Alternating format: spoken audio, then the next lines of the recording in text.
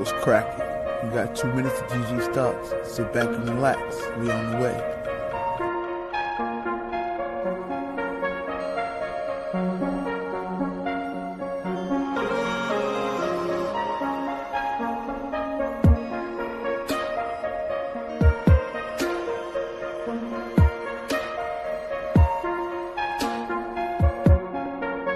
Sit tight, and while you at it, tag a friend. Discussion Gangsters will be starting real soon. You heard?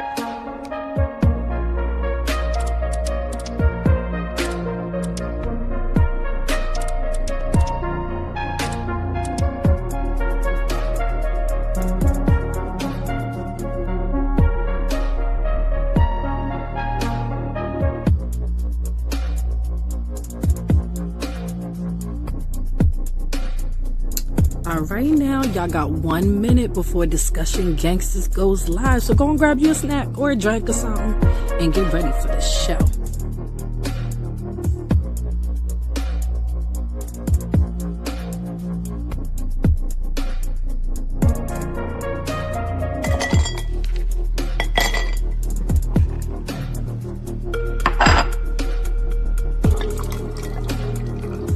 Sit back and relax. Pour yourself a drink. Discussion games will be starting in 30 seconds.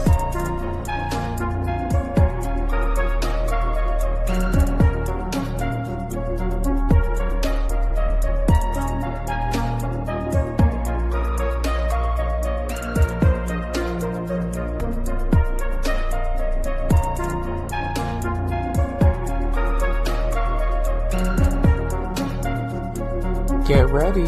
Discussion Gangster starts in 3, 2, 1.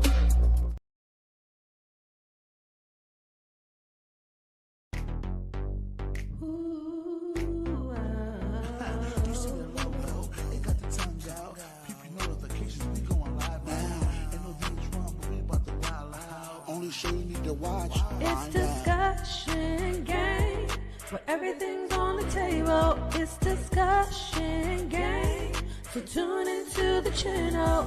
Discussion gang. Discussion gang. Discussion gang, so tune into the channel. Oh, where the crew at? Where the crew?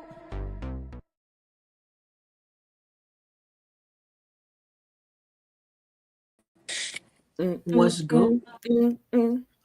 Hey, friends. How you doing? How's everybody doing tonight? Child, I just remember why I stopped taking naps before the show. Oh, no. See, this is the first time I actually haven't taken one before the show in like weeks because I had a telehealth appointment like 2 hours ago. And so I was like, that's not enough time to sleep. So like, Now, you be taking sleeps and calling them naps, though. that's what I'm saying. So that's why an hour and a half wasn't enough. Girl, I I literally can take- took like 50 minutes, and I was like, damn, that's a long nap. Yeah, like my naps, like I'm such a good napper, bro. Like I could dead ass go to sleep for 5 minutes. I have never Like done cat that. naps I did. is my fucking jam.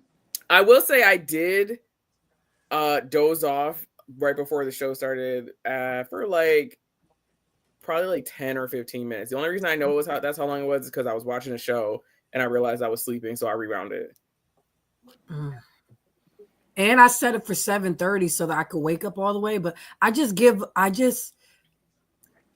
accept the fact about myself that I'm just aggy when I wake up. It doesn't matter if it's a nap or a sleep, or when I wake up, I'm just aggy. And I'm like, gee, I For slept. me, like I be using naps for like literal refuelment. So like, is that a word? What did you say? Refuelment. Like that ass. I just made Refueling. You made it up. It's fine. I know. I don't know what the fuck. Okay. Anyway, You know what? I I'm use not my it. business. Go on. I use it for that. So it'll be like let's say I'm at work and I'm just tired. Like when I go on my lunch, I'm literally gonna nap for like 5 minutes. I love lunchtime naps though. I'm like I miss those. I can't do that shit no more, bro. It's so bad. I have to set an alarm because I'm I'm like the only hourly employee. So most of the time they ain't clocking me anyway because they just do whatever they want because they're salary. But if I don't set a timer, not even an alarm, a timer, as soon as I clock out for lunch, I set a timer and I'm like, all right, when this goes off, that because I was tired of doing the math, like of being like, all right, I left for lunch at 2:42, and I gotta come back in 45. I don't have time for the time. I was like, why didn't I do this before? I'm gonna just set a damn timer and just when that shit go off, I gotta clock back in. Done. I've always had 2 permanent alarms on show day because I know I'm probably gonna fall asleep. Yeah. So I always have an alarm that goes off every Tuesday. One's at the later one's at 7:40. The earlier one I think is at 7:20 or 7:15 or something like that. And so when the first one go off, like if I'm in the middle of like a game of Overwatch or something, I'm like, oh shit, let me like not start a second game. Oh shit, Mike's here. Thank you. Look, everybody. You do know you pointing. I'm like, he's not over there. You see what I'm saying here? Like he's no, that's not where he is. He right here. Where he? It don't look like that on YouTube either. I'm on the other side. I have YouTube on my TV. Where he at? He over here. Yeah, there you go. Now you got it. Mike, everybody. What up? So funny. But yeah, welcome Mike Williams, Honest Hour Podcast, joining us for our special 150th episode. Hey. We just happened to do the math for that like last week. Yeah, we ain't shut y'all. Like, don't act like we was planning this shit. Yeah, I was looking to see if we had any milestones coming up. And I was like, y'all, we just did episode 149. We're literally gonna be like today. Crazy. Yeah. Listen, milestones are important. I'm almost at episode 100 myself. Look at you. That's because your ass went grinding. Back to back. We've been going for 5 years and we just hit 150. You've been on for like 1 year and you're at 100 already. Like that's crazy. Yeah, there's an episode on right now. That's 97. I'm recording another virtual for 98. 99 will be week after that, and then Miss Mariah will be episode 100. Do you want to tell us what guests you have coming up, or is that top secret? No. Right, tonight's Sade Martin. Okay. Oh, yeah, she's real big into spiritual, holistic. Jesus, I'm trying to remember. Holistic health coach is what her title is, as well as wellness stuff. Yeah, as well as a inspirational speaker. So that episode's airing tonight. And then next week, I have a friend of mine, known her a very long time. Her name's Janelle Michael. We're going to talk about mental health. And we're going to talk about that a lot. And I love that. Oh, thank you. We need more Black men speaking about mental health because it make other Black men care, in my opinion. Absolutely. And we definitely discussed the lay foundation for the episode because there's certain things she's gone through. I don't know if she wants to discuss, but it attributes to mental health, and I think it needs to be discussed. But if she doesn't want those things discussed, I don't want to discuss them and upset her. Yeah. She's like, I'm an open book, but I'm like, some of the stuff you're telling me is real recent. So like, you because I'm gonna go there. Like, but I mean, what I'm also hearing is you respect your guests. Yeah, that's what I'm hearing you say. Is you want to go there if they're okay with it. Exactly. I don't want to go there, and then we go there, and then after the episode, we're no longer friends. You're mad at me because I went there.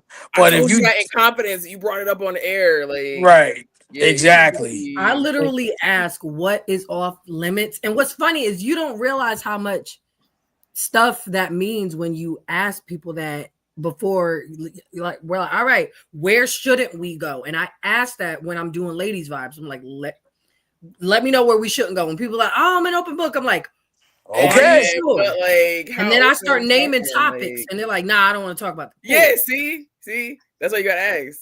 Right. I shouldn't have to be more specific if you don't want to talk about.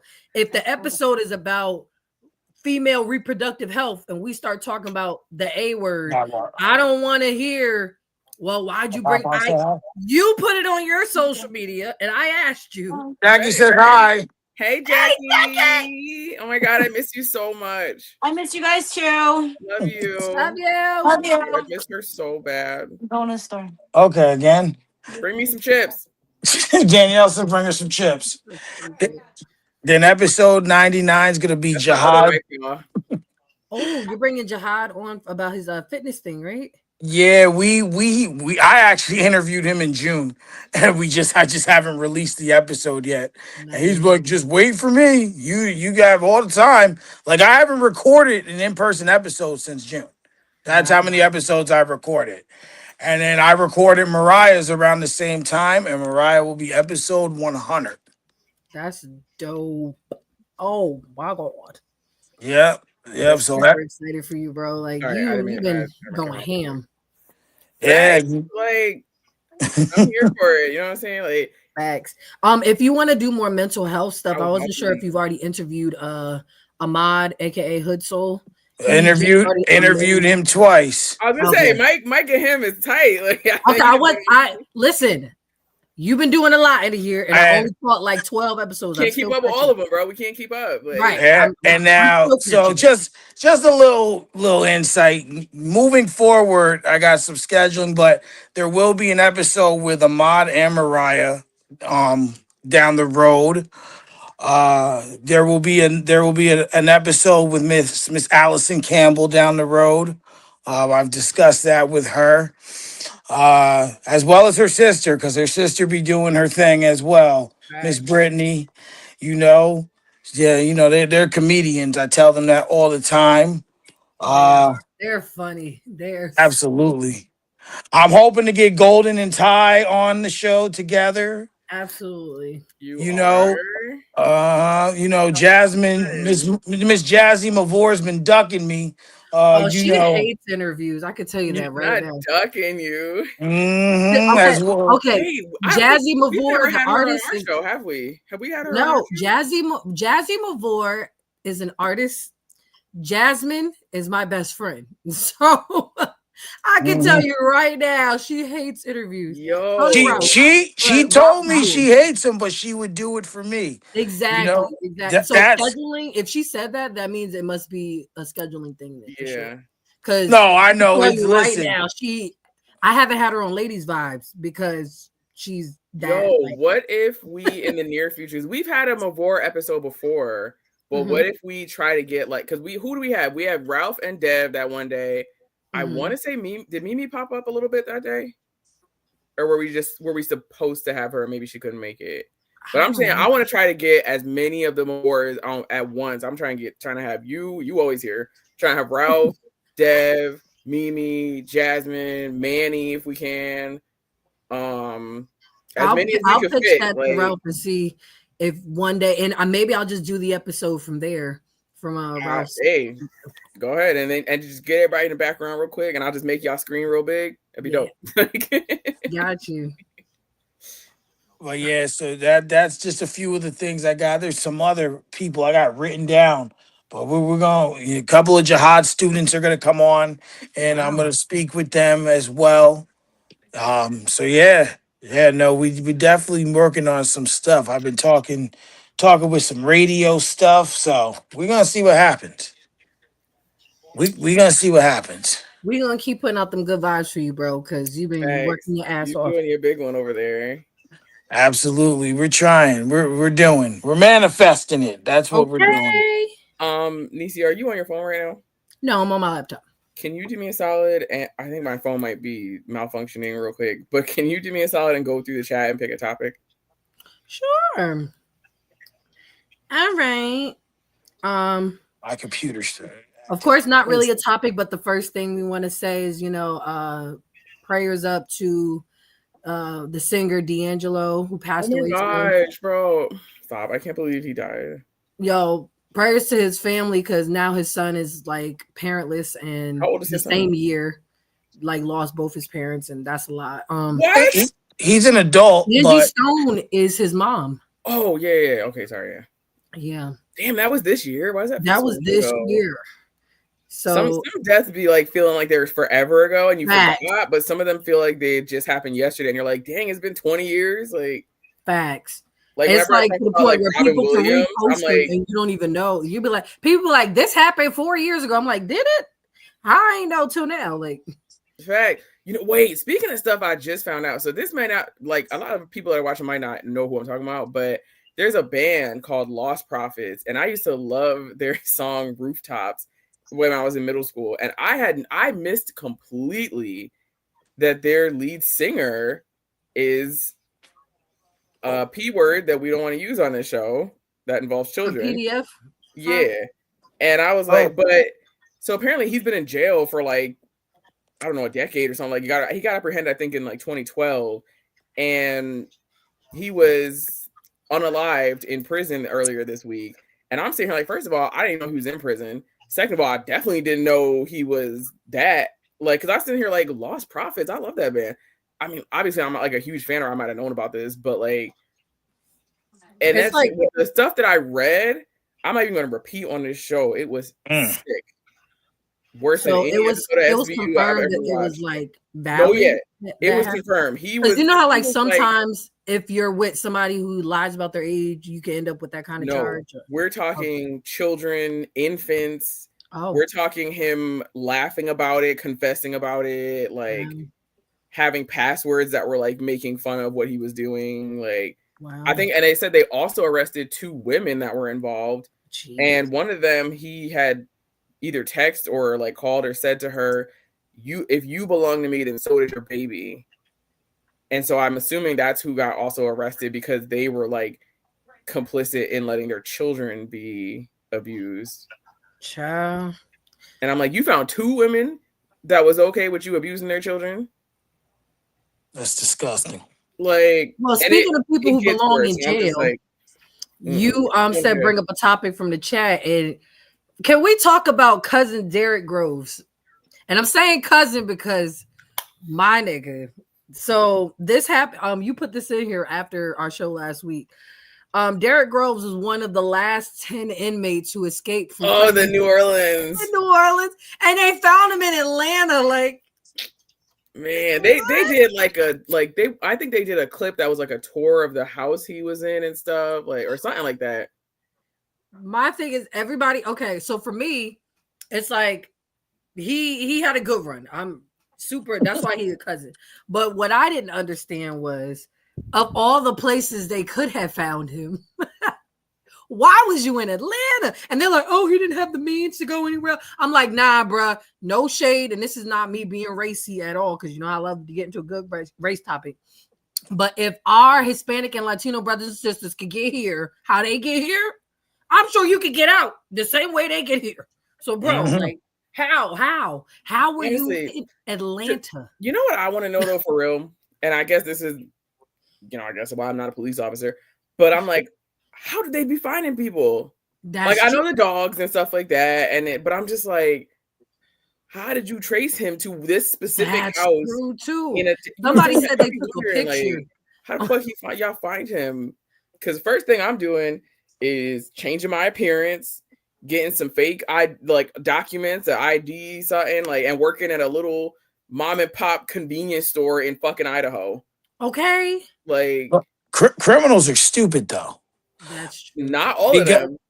Not all, but a lot of them. Like, all right, what was he even in for? What was his original crime? I don't know. I gotta look it up. But go ahead, Mike. I'm gonna look it up. I remember this one time before we moved to Middletown. We were, and I'm not trying to change the subject just for relevance of that statement.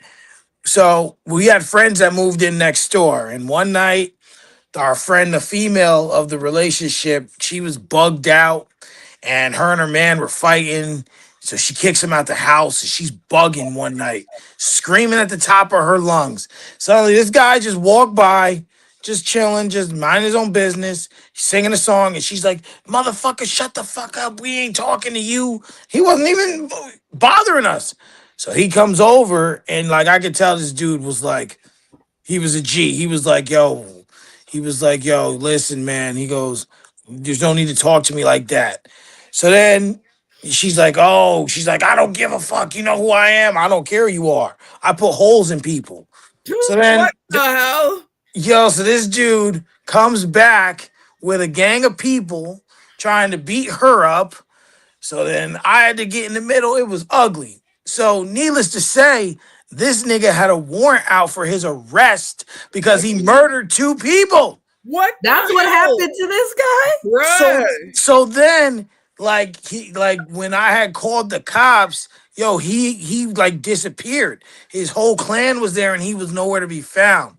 They found this dude 3 days later, somewhere in Pennsylvania, eating Chinese food or at a restaurant. Arrested him and took him in. Bro, how do they be finding people? Like, Oh my god. how do they find people? I really want to know. Like, somebody got to explain this, the forensic science of how this works to me. Because, like, how you, like, the exact restaurant that he's in at this moment right now, Like, how you know? I would definitely say, like, if people, like, if somebody recognizes you and, like, calls the tip line, then I get it. But I'm saying, like, we talking, this person probably changed their appearance using cars that, in my mind, using cars that couldn't be connected to anybody they know, switching the plates, like, you know what I'm saying? Like, whole other state and shit. And y'all walking into the restaurant that he's in. Like, how the fuck y'all get here? Hopefully not carrying like a cell phone that can be tracked type shit. Like, what's okay? So I found the details, and this man was one of the people in 2018 that shot up Mardi Gras, and 2 people. He was charged with 2 counts of murder. So I take the cousin statement back because he killed 2 people. I don't know if that was his intent, but he shot up Mardi Gras. I don't care if it was his intent. He brought a gun to fucking Mardi Gras. That's true. Like, I'm just saying, I don't know if that was his intent or not, or if he was just trying to like let off 2 warnings. I don't know. Yeah, I don't know. Context. I mean, sometimes at those type of celebrations, some people will like shoot bullets or whatever, but still, like, I'm gonna go ahead and say if that was the case, it would probably have popped up in that article you just read. So, like, well, here's the problem. They were talking about like all these new details that emerged from his arrest, and all they keep talking about is where they found him, and that the cops, the officials declined to say what brought Groves to that particular home or how long he had been there, or share the details of how they found out he was there. But all they said was that they found him in a crawl space after a standoff, and they had to deploy 2 cans of gas to get him out. See, a first can of gas would have got me. So, and like I'm talking like SWAT. They had to get SWAT involved. Like, damn. See, no, because a first can of gas would have got me. That part. A flashbang, like, it really wouldn't take that much, bro. And now I'm wondering how much more time he got because they had to catch him. Like, you definitely get more time if you attempt to escape and if you actually escape. Reward. Or especially if you like commit more crimes from being escaped, and which is likely because like if it's basically this is your life now, life or death type shit. So if you think somebody's about to threaten your life per se, or by calling a tip line or whatever, you might do some desperate shit. That's true. Desperate times call for desperate measures. Like, damn. Honestly, I was just impressed by the fact that they were able to escape. Honestly, for 5 months too. Like, but also like I would assume guards probably lose their jobs when people escape because y'all motherfuckers are supposed to be making sure that didn't happen, or you're in on it, or like so he's probably not gonna have a too fun time when he gets back in there. Like, yeah, I don't know for sure. They should put him in a new prison, like the one in Atlanta, where they caught him. Like, he might be. He better be careful. He might go back and meet the booty warrior. Stop, bro. The booty warrior is out. I know, that's what's crazy. I didn't know that was a real thing. I just thought it was some shit I saw on Boondocks. Like, oh, that was real. That was a real dude. I like you and I want you. Everybody needs some booty. Yeah, I got a text message people telling me he was getting out, and I'm like, first of all, he's real. Second of all, why the fuck would I want to know? Right, he's real. What the? Why would I want to know? Why would that information be important to me? He don't want my butt. He wants your butt. I would want that information. For me, it's like I know he ain't after me. He after male booty. He ain't looking at me. He said it in that interview. A man's butt. Like no. I'm I good. ain't his preference, so I'm not really concerned. But for all my brothers out there, stay safe, man. Clinch. Like that's Bro, Nisi. They say the clinch. stay safe. For real. That's useful information to y'all.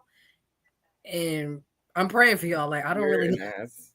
Not the kind he want, but you're Yeah. Exactly. Not the kind he wanted. You made my point. Exactly. That's legendary. Legendary nasty work. But now I'm wondering if the other 9 went back to the same prison, because I'm like, if they escaped the first time, why would you put them back there Especially together. right. And that's what I'm also saying, but also with the guards, with those same guards that may or may not have some feelings towards them. Only reason I say that, and again, this is not something I have any real experience in, so I'm speaking from TV and movies. But the only reason I think that is because of Prison Break, when the female nurse helped the men escape, and then she got captured later with the escapees. The guards kicked her ass, and she was pregnant too.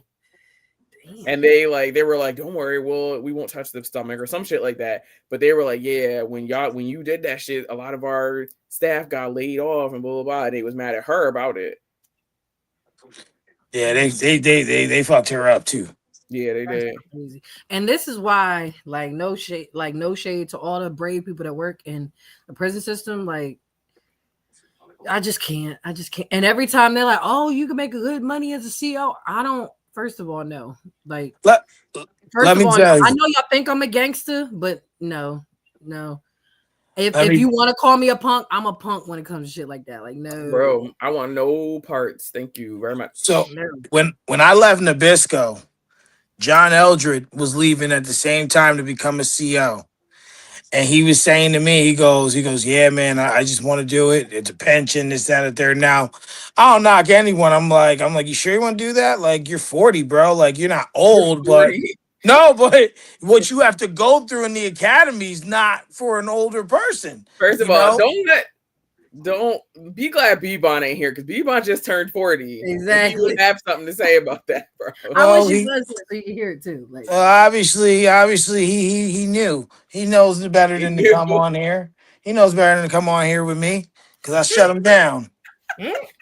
Talk your shit. And I say that right to him. So he be acting. Then every year the nigga forget we got the same birthday. We got a Gemini. I just don't understand why your birthday twin just be at odds with you all the time. Like, I know. Actual, not yin and yang, because yin and yang is more balanced. What's the one that's like, it's like the good two halves of the same twin? coin. Like, which one is the evil twin though? Oh, definitely him. Definitely him. I'm an angel. I don't know. The way that you're able to like throw the shade right back is like, it's a Gemini superpower though. It just is. Exactly. But no, you have to go through, you have to get tased, you have to get pepper sprayed, like you gotta like run through a whole chamber with a gas mask on. Like, you have to do some intense shit to become a CO. And I said to him, "Why?" Because anything that could happen to you, you have to be able to take. And then I'm like, dang. I'm like, nah, I'm good on that. I'll pass. He's like, "Yeah, man." And then he's like, "They can place you in any prison in New York." I'm like, no. Like, no. And that's another thing. I'm sorry. Like, I see too many of our brothers in that job field, and to go through that on purpose for work.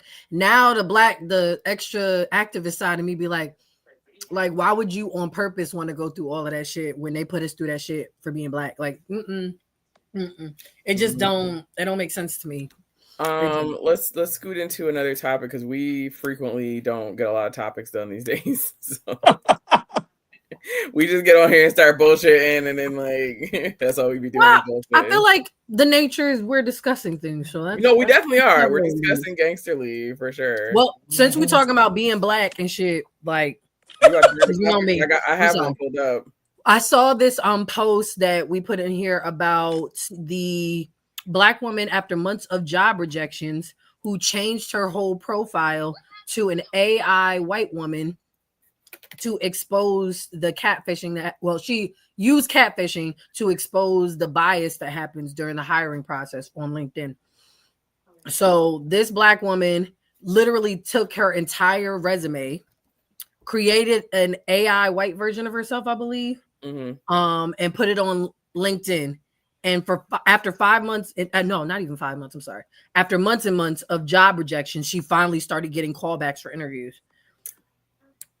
And of course, they're not really responding as to what happened. But now she plans on turning the viral project, calling it Corporate Catfish, into a documentary. First of all, Corporate Catfish is brilliant. Brilliant. And she should. And should. And she's correct. And if it's sad that she even had to do that. Like, it's sad. You know what it reminds me of? What? That episode of That's So Raven where she had that camera in her hand. She's like, I don't hire black people. Right. And she said it like that. Like they made it this like big mouth thing, but like and I'm just like it feels like that just with social media. Unfortunately, we're still in a time here where like there's no balance. And I tell people all the time, like, it's just like, yo, like there's no balance with certain things when it comes to black and brown people. And it's a shame. It's a shame, you know, especially when you look down the long laundry list of inventions that black people have created, down to the cell phone, the washer, the dryer, the stove, the iron, you know, just to name a few. And there's just no balance. It's like there's no place for us in this world. And now, or they don't want to make a place for us. And now, you know, you got white people who, who I've heard say, not all white people, be like, but we're the minorities now. We're treated wrong now. I'm like, well, I'm sorry you feel that way. But I'm like, that has no merit on what has happened to us and what still happens to us today, you know?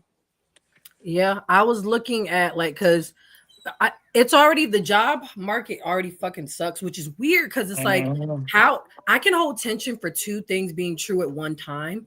But to me, where I'm having a hard time reconciling is how the job market needs people bad, but they still have the nerve to be picky. And I'm not saying like you shouldn't hire somebody who's qualified. I'm saying you're getting, especially on LinkedIn, you're getting so many hundreds of applications every day and still can't find one person in that sea of people to fit your job. Right. But you're like, oh, I like them, but, and I'm like, you get to still be picky in your hiring process whilst needing people. Make it make sense. And then very interesting choice for it to be so stupid, like it gets to the point where half the time I spent a good chunk of the last like 3 years unemployed, trying to find work, all this other shit, and trying to decide during my application process on whether I'm going to let them know that I'm a black woman. And part of me being like loving my culture and loving my background, like of course I'm proud to be a black woman, so I want to list that shit. But then the reality is sometimes I can't, because now if you see my name, you'll probably guess that I'm a woman, but you won't know if I'm black or not. And it's sad that now recently I'm just trying to change jobs now, and I'm like, the job market is already terrible. But now I'm like, when I get to that EEO thing, I'm like, should I be putting that I'm black? Should I be putting that I'm black at all? Like, should I be putting that in there? Because I'm not gonna hold you, for a year and a half of looking for work, I got no callbacks, so many rejection emails. And I'm like, and I'm not saying that's the reason, but I'm like, is that the reason? Because if we all use the AI and you're using AI to filter through applicants, like what's the reason? What's the reason that that you're not hiring people for your company? And if your company is desperate, especially on LinkedIn, they repost jobs often. Jobs I get rejected from get reposted after a month, and it'll say it's reposted and that hundreds of people applied. And I'm like, you still couldn't find nobody? And now I beg to wonder, is it because you don't want certain people? And I've had jobs who told me, like my last tech job, they couldn't put it on the listing, but they were actually looking for people of color and women. So they started asking the women on our team to recommend them other women, because they want. Now, I'm not sure if they were just trying to check a box to say, hey, we got diversity here. But it got to the point where they were starting to ask, they're like, we can't be discriminatory on who we hire, but before we open it up to the public, let us know if you have people who are a part of DEI, or if you have, so we can be inclusive. We want to hire. Ideally, we're looking for a woman to fill this role. Ideally, we're looking for a person of color to fill this role. And I'm like, at the time, I appreciated that because I'm like, I'm tired of being the only Black one here. This is great. Yeah, and that's at least like whether or not the intention is good, which you can never really know what people are thinking. Facts. It still is creating space for people who are not being able to be. Sorry, I got distracted. In that space. So it's like it's creating space, but it sucks that you have to wonder. Are they creating the space for the right reason? Mm-hmm. Are you not being let into other spaces because of that reason? Like, right. It sucks that is a reality to wonder that. Well, and then the other thing, there's two things I want to just add on is when I got hired at Pepsi, I actually had to sign a paper stating I was Black. Yeah. Yeah. Because they need to be able to include that in their metrics to say that they have this percentage of culture, and the culture it's diverse. Yeah. Yep. And prior to that job, I applied for something else, and I didn't get the job over someone else because that person was bilingual. So I said to this company, I'm like, okay, so I'm from here. I was born here. This person was not. They could but because they can speak two languages, I'm less qualified. They go, well, no, you're the more qualified candidate, but they're speaking two languages helps us. I'm like, well, why can't, I'm like, see, if I go to another country and I can't speak the language, I shouldn't be there, or I need to learn it. But it's okay for other languages or other cultures to come here and not know the language and then end up being more qualified for certain things. Makes no sense. As a person who's lived in another country, I'm going to say that's not 100% true. Like, a lot of people I met in Thailand that lived there for years before I got there haven't learned any Thai or much Thai. And I have a friend that I met in Buffalo, lives in South Korea for like a decade now, and she tells me she doesn't speak any Korean either. So I'm like, okay, it depends on where you go. You can get depends on the country. No, not the country, the part of the country. Because I lived in Bangkok, and that's a lot more diversified area. So there are a lot more people speaking English. But towards my end of my time there, I had a lot of free time. So I flew to different parts of Thailand. And when I got more northern and more southern, there was a lot less motherfuckers speaking English, bro. It was way harder in like northern Thailand. I feel you. Way harder. I do feel like companies always benefit when people are bilingual because a lot of their customers aren't bilingual. So it's like I've been passed over for jobs from, a brown brother or sister. And I'm never mad about it. The thing that makes me mad is if I have the skills and they speak two languages and there's two positions open, why not hire us both? And that would benefit you because you get the person with the skills and then you get the other person to help build the skills. So I just feel like when I'm not hired against, somebody who's bilingual, but they don't have the skills at all. Like, so I feel like there has to be some level of qualification other than just the language thing. But I do see like there's been a lot of times, especially when I was in banking, like customer facing, it was a lot of people. It's weird because they have certain positions that are just bilingual. But in one of my branches, they hired bilingual people, like people who spoke Spanish specifically, as half the positions in that role. So like all the bankers, if there's 8 positions for them, 2 of them are specifically bilingual, and they were just hiring more bilingual speaking people in the regular positions too. So I was just like, bro, if there's 8 roles and 4 of them are being occupied by people who are bilingual, that is helpful to the branch.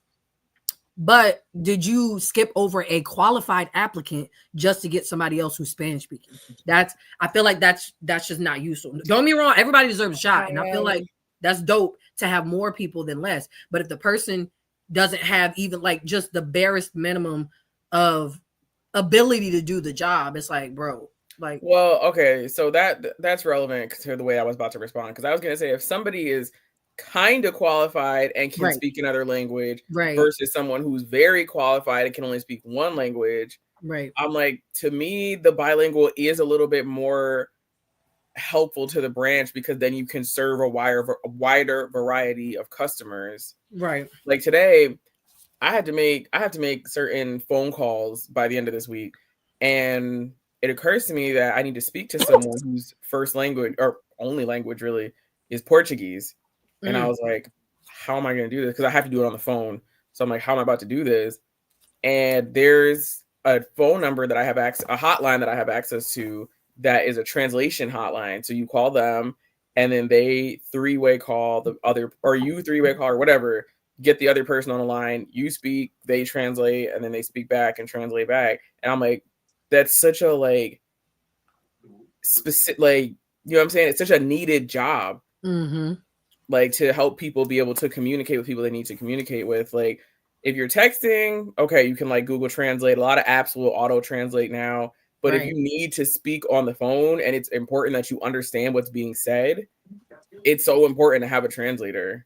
Right. It reminded me, I literally watched Inside Man over the weekend. And there's a part of that movie where they're trying to figure out, you know, the language of the people who are robbing the bank or whatever. And the guy was like, it's 100% Albanian. He was able to identify it, and then they get him in the truck and they're like, what are they saying? He's like, I don't know what they're saying, but I know it's 100% Albanian. And then they get this lady here. Now, what's crazy is they have a language expert because they don't want to niche it out to each language. And the language expert couldn't figure it out either. So they literally had to get a woman who that's her first language, who's bilingual, to identify what they were saying. So I said all that to say, it's like they don't know where the gray area is when it comes to languages. Like, which ones do we absolutely need? But we absolutely need all of them. And how do we, then there's one person who knows multiple languages. And I'm like, it's just, I feel like it gets a little bit sticky, but I do like that they have that option available, because I feel like some industries don't have it at all. And I feel like they really don't. And it's needed. Like I said, you can serve a wider variety of customers or clients or patients or whatever it is that you have in your business, right? If you can provide more languages. I had a woman I worked with, she was like older, and I feel like in banking, especially on the teller area, no shade to my older people, my seasoned saints is what I call them, no shade to them, but this woman was not like qualified at all to do like the technology parts of the job. She didn't have the qualifications, but I believe they hired her because she was bilingual. Come to find out, she spoke 6 languages, but she just had no and ASL. Like, damn, I was like, that's dope to have, and it worked out for like 2 or 3 customers. But I'm telling, she just did not have the technology portion down at all. Like, couldn't figure it out either. And I'm like, I know we can't discriminate on elderly people. On elderly people, you can't. Like, ageism is a thing. No, it definitely for real is. It definitely is. But I'm like, how did she get through? And she's like, oh, I can speak a couple languages. I was like, a couple? So they literally took a shot on this lady, and I think she ended up getting, because she couldn't do the job itself. But I'm like, that was kind of dope to be with somebody who could speak that many languages, and she knew the different dialects of each language as well. So I was like, damn. That is pretty cool. That's dope. 6 languages is elite. Bags. Bruh, I'm still trying to learn Spanish all the way. And I feel like I know a lot of it. Like, I can translate it in my head, but then I can't formulate a response. I'm way more out of practice than that at this point. Like, I can translate like a little bit of Spanish in my head.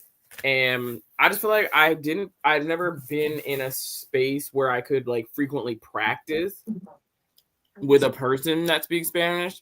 Not that I'm saying there's no Spanish speaking people around me, but none that I converse with regularly enough to be like, hey, can you help me with my Spanish type shit? Right.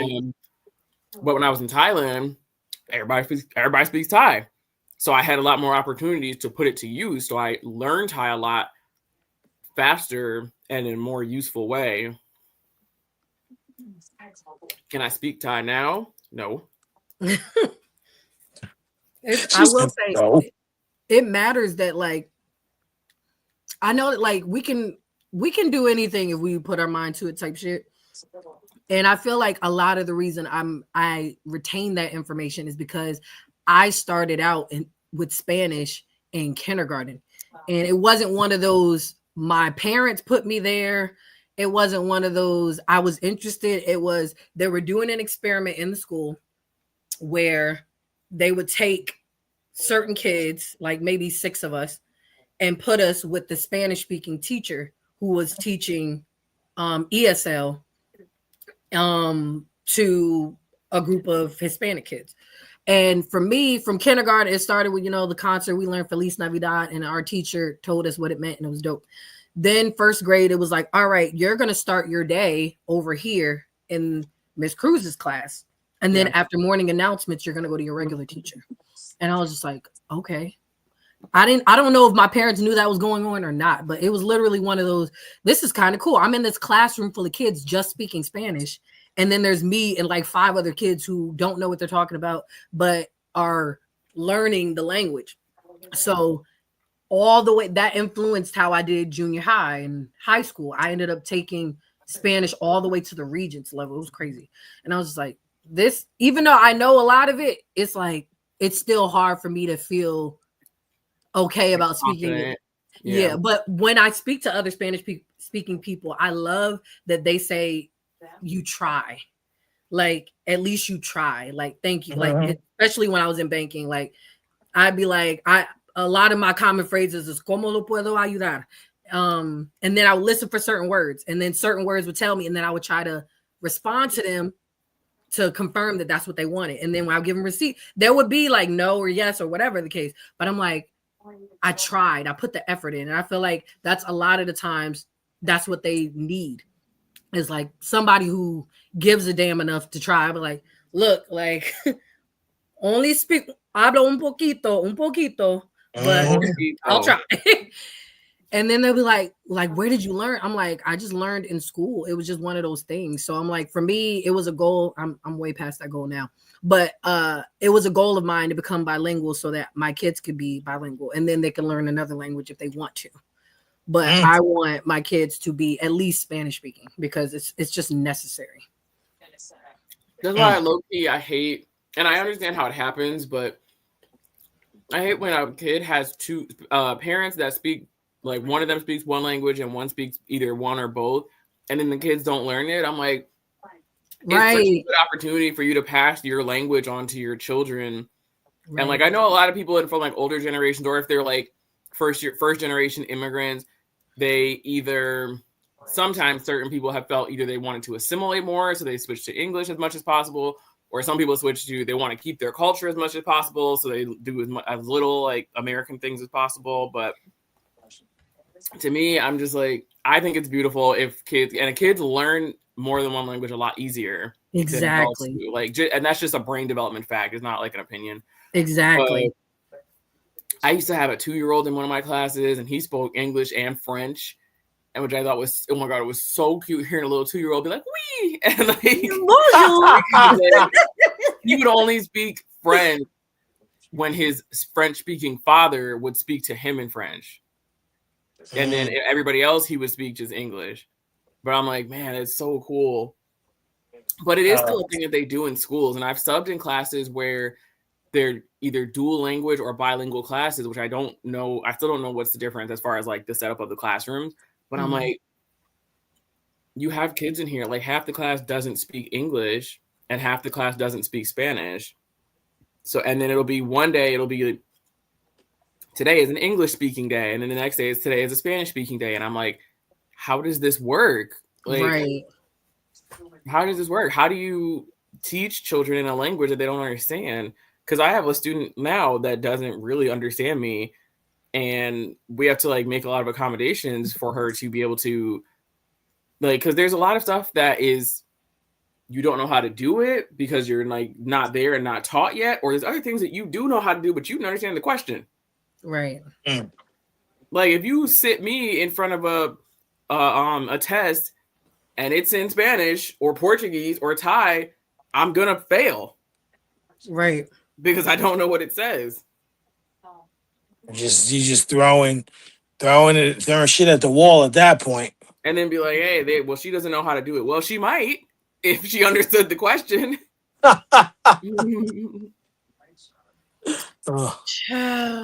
Okay, so I was looking at, I saw our next topic and then I saw the name and I was like, nope, don't want to cover that. But then I looked at it again.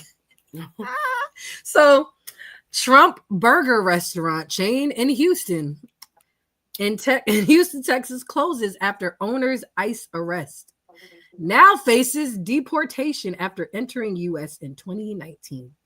So, I literally watched this earlier on a different podcast about how our lovely orange-headed president just doing, and the example. What I did love about the example was, say, what's your favorite fast food restaurant? Either of you. If I'm going legit fast food, Burger King. Chick-fil-A. Perfect. So let's say Chick-fil-A. Now, we already know they have metrics for 3 minutes to get your food in and out. What if they change their metrics to 20 seconds? If they change their metrics to get your food out in 20 seconds, your food probably wouldn't, not even that your order wouldn't be right, it wouldn't be assembled correctly. The example that he used was, that's what our president is doing with all these ICE raids. He's so driven for results to get it done that he's doing more harm because he's trying to do it quick and get the numbers right. Like some of the people that are being deported did what they were supposed to do, but he's not doing his due diligence to check that. He's just arresting people and sending them back home. Speaking of, sorry, go ahead. Yeah, so pretty much like that's I love the parallel that it's like when you're trying to do something, get something done, get something accomplished, get somebody their order in 3 minutes or less. And if you change that metric to make it too quick, then you're doing more harm than good. It's not, and then you realize, oh shoot, I probably sent somebody back that don't need to be sent back. Mm-hmm. So I'm like, he's trying to get results, and I'm like, he's doing so much more damage trying to get these results. But go ahead, I'm sorry. That's such a big mistake to make. Like, right. It's dangerous because a lot of people leave their countries for dangerous reasons. Some countries you can't be gay. You know what I'm saying? Like, and so they leave for that. Or some people, you can't be the religion you want to be, and they leave. Or some people are in these war-torn countries with all types of scary shit happening, and they don't have anything to go back to. Their family's dead. Their house is destroyed and stuff. Sorry, I'm joking. I just find it funny that they had a Trump burger chain, and he didn't think about how that would destroy his own business, because the restaurant with the owner's ICE arrest, like, bruh, I don't know who I should be more mad at. I'm like, if you knew that you would start a Trump burger chain knowing that you're an immigrant, or if you got hired to manage that restaurant and you know that they're an immigrant. Like, and what's crazy about him and getting rid of him. So when I worked at Coke, I would deliver to Trump's got a golf course in like Hopewell, Stormville area. And I go there, and guess who's cutting the grass? All the people he's trying to get rid of. Right. You know, who's working in them bars? Who's, they're everywhere just working. And it's just like, trying to make a fucking dollar and feed their fucking families. Exactly. And he's just trying to get rid of them. Out with the old, excuse me. And then they're trying to do there's I don't know how true it is, but I saw some articles going around saying they were threatening to have ICE raids at the halftime show if they don't at the Super Bowl, at the Super Bowl, if they don't replace Bad Bunny with somebody else that's American. Mind you, he's Puerto Rican. Puerto Rico's part of America. Just fucking saying. Puerto Rico's part of America. But I feel like Then he there's forgot that when he was also- throwing toilet paper and paper towels at them during COVID. Then there's also an And alternate all-American halftime show happening. Apparently, I heard about that. who was like throwing that? I want to say it was like Charlie Kirk's wife or something, or I don't know for sure. I don't remember, but I remember his name being associated with that in some way. But I'm like, but no one was upset when Bad Bunny was at the Super Bowl in 2020. I guess they forgot that he was there. Like, but he wasn't the halftime performer, was he? he was in like the main performer, but he was up there. He Who was else part of was it. there? J-Lo, I think, was there, and Shakira that year. And he was there, and then there's someone else there. It's just like, yeah, how people are so quick to forget. This man is arguably the fourth biggest artist in the world. Like, you got Beyonce, Taylor Swift, Drake, and him. Like, Interesting. well, when you look at the metrics and what those other three artists do, I don't like Beyonce. I sure as hell don't like Taylor Swift. And I ain't no Kendrick fan, but I ain't a Drake fan either. I do like Drake, but but he's up there. The numbers by the numbers. Those are the four biggest artists in my opinion. And people just want to be stupid. Just shut up, watch the show. If you don't like it, change the channel. And then change it back when the game comes back on. Let the damn Hispanics have their time. Jesus. Y'all eat their food. Let them have their time. That's what happened in 2020. I was looking it up and they were saying it was they made history as the first Latin performers to headline the event. So it was J-Lo, Shakira, Bad Bunny, J Balvin, and Lopez's daughter, M.A. Muniz. The show was a celebration of Latin culture. They performed their hits and incorporated Spanish lyrics. So it was all about the culture. I'm like, bro, like what's different between then and now? Like y'all mad because you don't want them celebrating their culture anymore? Like what? Well, because Jay-Z is very big on like he controls who performs at the Super Bowl. So what? We had a horrible halftime performance by The Weeknd, and a terrible halftime performance by Rihanna. Like, oh, don't do that. I liked her performance. No, it was bad. Her performance was awful. What? She was awful. pregnant, and I don't think it was a bad performance. I think people wanted it to be bad. I just feel like it's like the thing. It's like the Beyonce haters, like you want her to be bad because you don't like her. And I feel like with Rihanna, people are so pissed about her not doing the music that they want her performances to be bad. Now, don't get me wrong. I have said a few different times, because I've seen her perform live a couple times, that live maybe ain't her thing. But I feel like the production, the performance as a whole, I enjoyed it. I feel like people came ready to be like, yeah, do. Hey, Michelle. Hey, Michelle. That's my baby right there. Hey, baby, miss you, love you. I love you too. Did she just get up from a nap? Are you sleeping? Yeah, she looked like she just woke up. She looks so cute. She looks like confused, like, what's going on?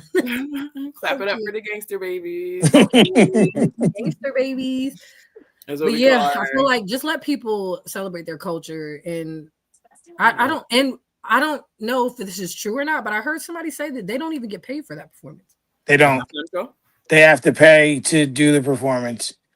Which is odd because so many people are making fucking money off of them during the performance. Yeah, what?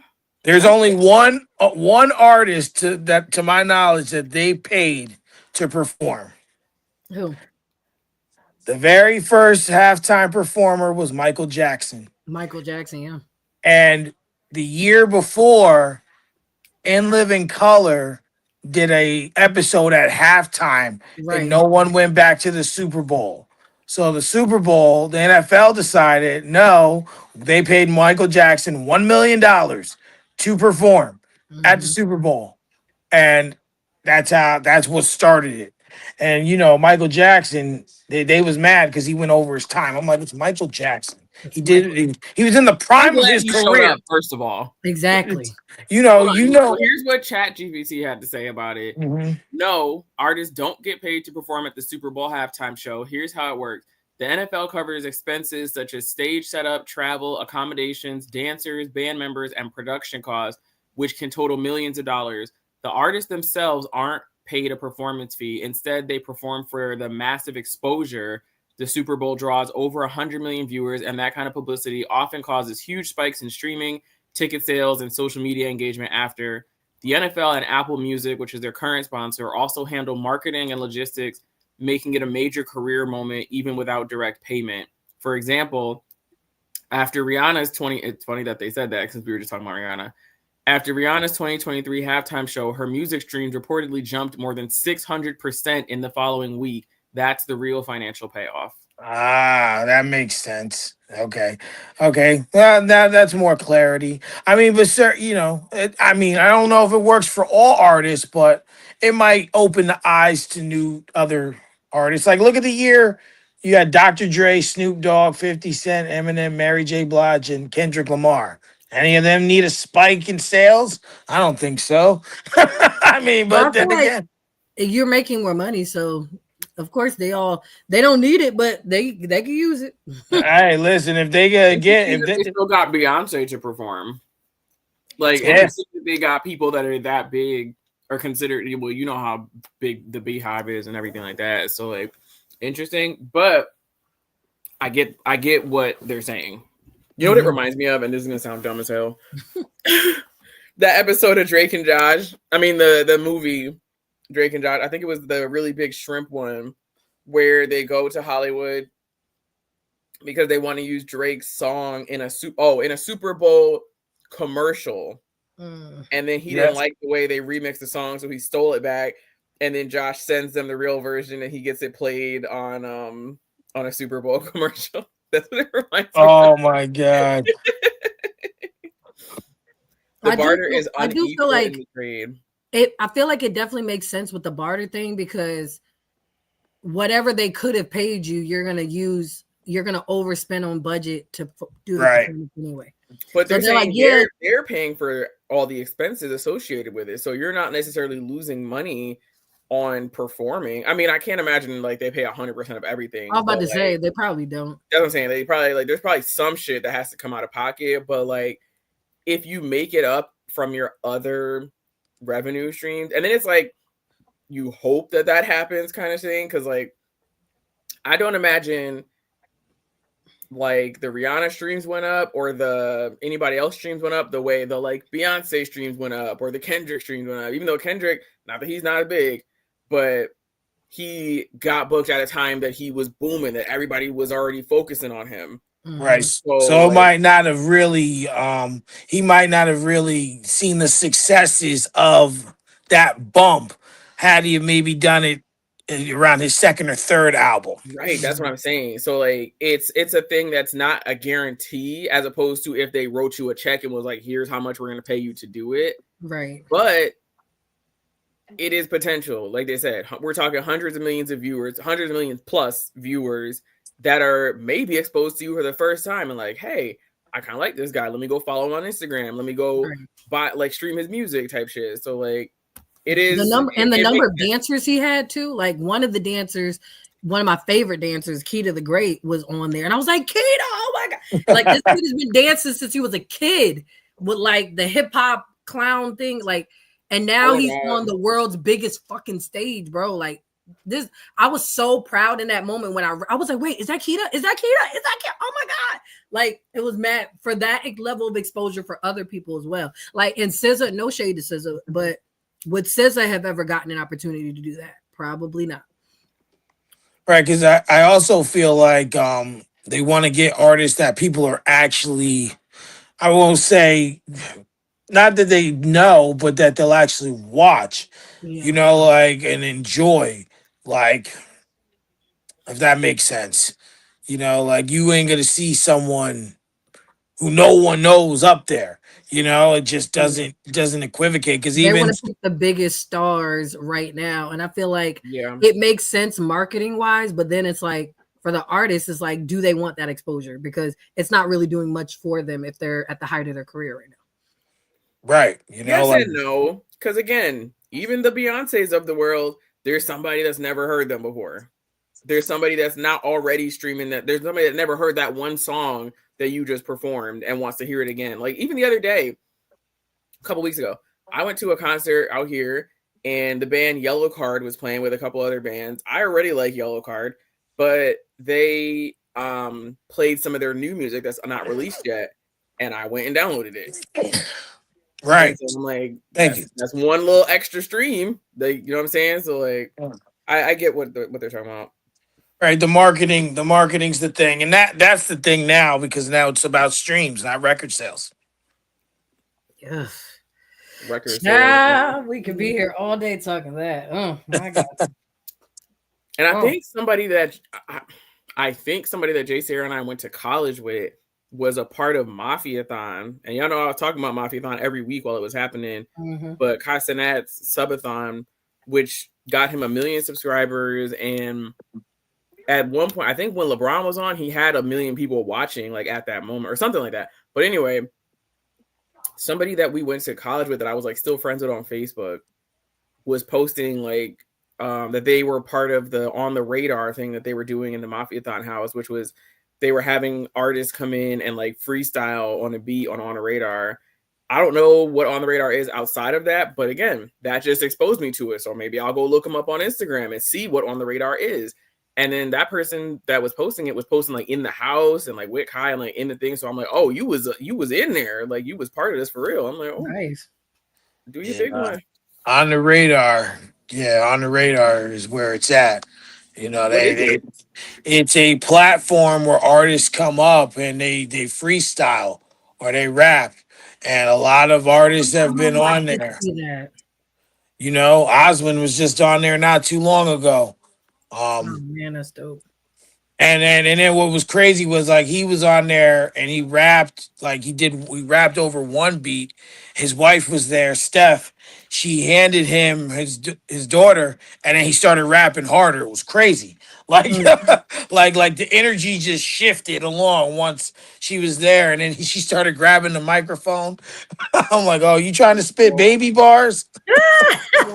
That reminds me of that episode of My Wife and rapper that ever came out. That reminds me of the episode of My Wife and Kids where he did the magic baby trick. And yes, he handed him the baby. He thought he was smarter. I love Absolutely. That. I love that. Listen, that was one of the biggest things this year was I got to see Oswin perform. I was so mad that I missed that performance, by the way. I was listen. I told him I feel like it was wrong for them, the ticket price for the venue that we were at. It pissed me off, actually. That's not why I didn't go, but I was just saying, like, it made me mad when I saw it. The ticket price being $40 for Coyotes. I'm like, bro, seriously? Coyotes. The door price, the cover charge being $20 for Coyotes is crazy. Now I know there's inflation and shit, but I'm like, for Coyotes? Okay. Yeah, I gotta give credit to my guy though, Sess Fifth, for putting that together. You know, I'm upset because I don't think it had the turnout it should have. You know, like certain times you just think certain things should turn out a little better than they did. But when I was talking to Oswin, first thing he said to me, he goes, "I don't care if there's 10 people in here." He was like, "I haven't performed in Newburgh in years," and he's like, "But tonight, if no one knows, the people in this room gonna know who Najee was before the end of this night." Thanks. And he went out there, he did his thing, and it was a good night. It was a good night. I'm so mad I missed that show, but that's for me.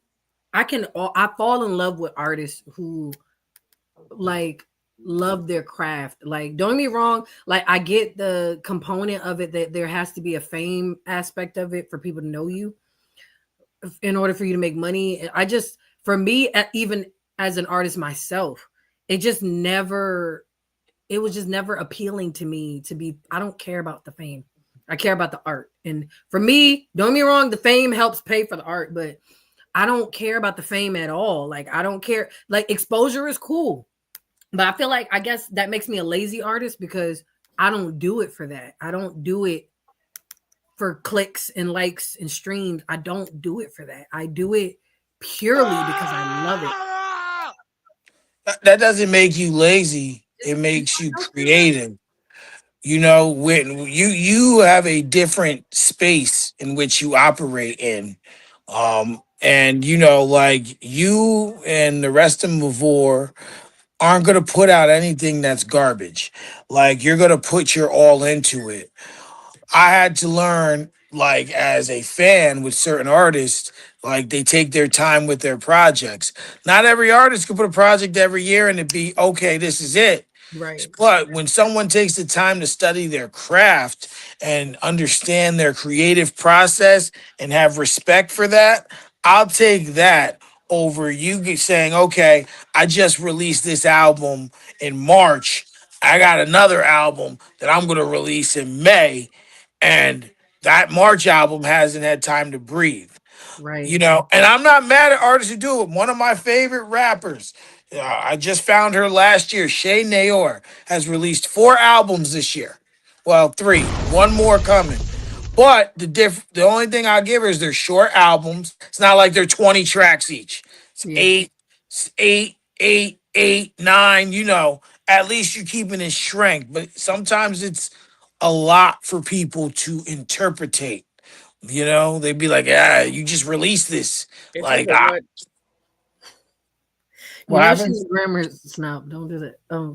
Hey, listen, at least I tried to say a correct word. Jay Sierra made up a word and then left the screen on us.